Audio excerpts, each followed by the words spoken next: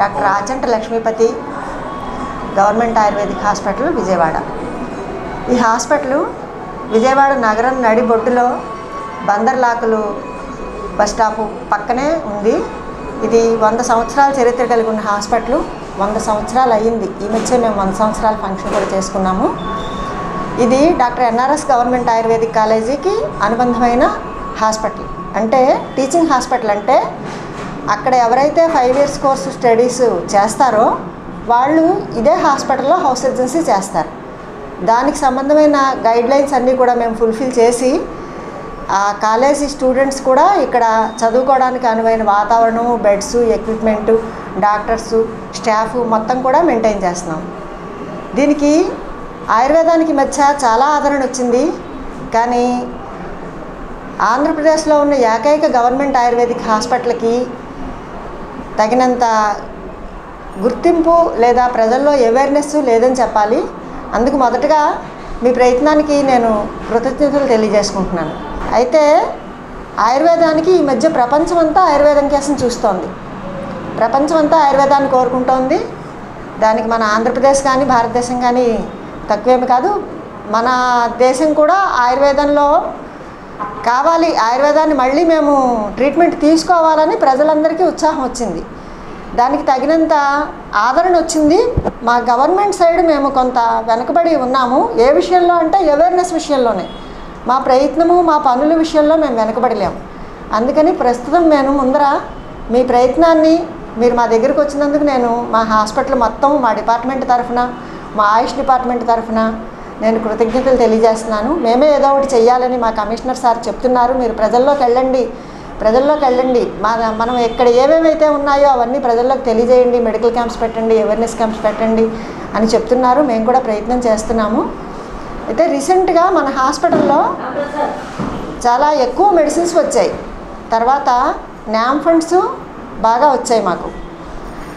ఆ ఫండ్స్ తోటి మేము అప్గ్రేడేషన్ చేస్తున్నాం. అప్గ్రేడేషన్ అంటే హాస్పిటల్కి ఏ ఎన్సిఎస్ఎం నామ్స్ అంటారు. ఆ నామ్స్ ప్రకారము హాస్పిటల్లో ఇన్ఫ్రాస్ట్రక్చర్ ఎలా ఉండాలి, ఎక్విప్మెంట్ ఎలా ఉండాలి, ఫర్నిచర్ ఎలా ఉండాలి, డాక్టర్స్ ఎంతమంది ఉండాలి, స్టాఫ్ ఎంతమంది ఉండాలి, మేము ఏమేమి చేయాలి అవన్నీ ఫుల్ఫిల్ చేయాలి.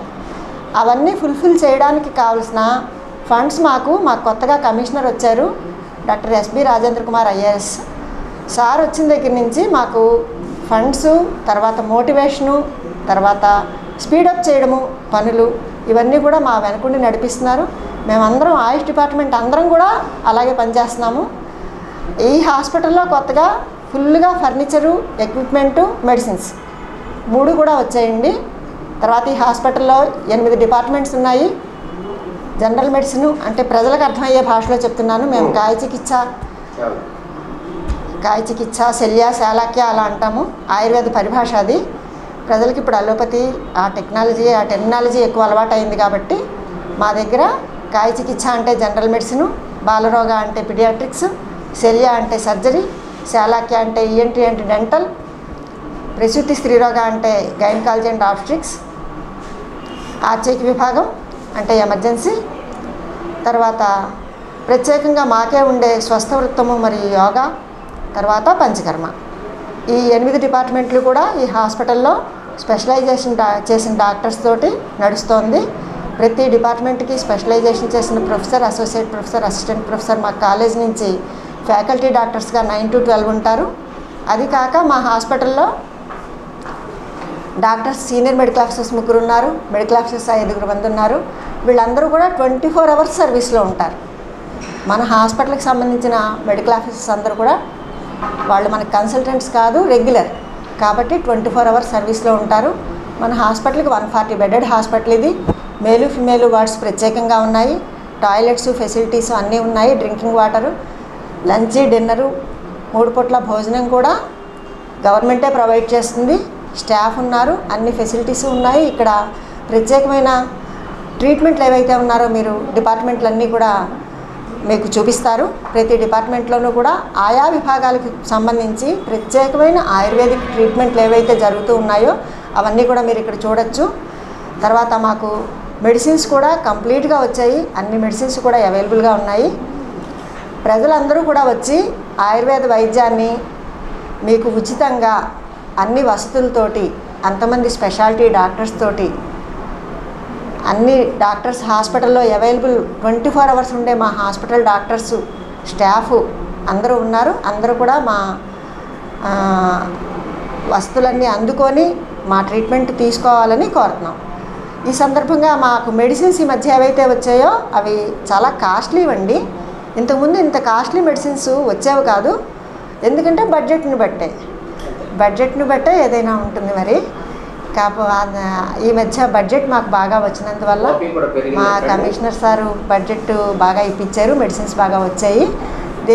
మెడిసిన్స్ అన్నీ బాగా అవైలబుల్గా ఉన్న తర్వాత ఈ మధ్యకాలం మాకు 50% హైక్ మేము రిటర్న్గా చూపించగలము. మా స్టాటిస్టిక్స్ 50% హైకు వితిన్ 4-5 మంత్స్ మాకు మెడిసిన్స్ వచ్చి నవంబర్లో వచ్చాయి. వితిన్ 4-5 మంత్స్ హైకు మాకు ఓపీ అండ్ ఐపీలో వచ్చిందండి.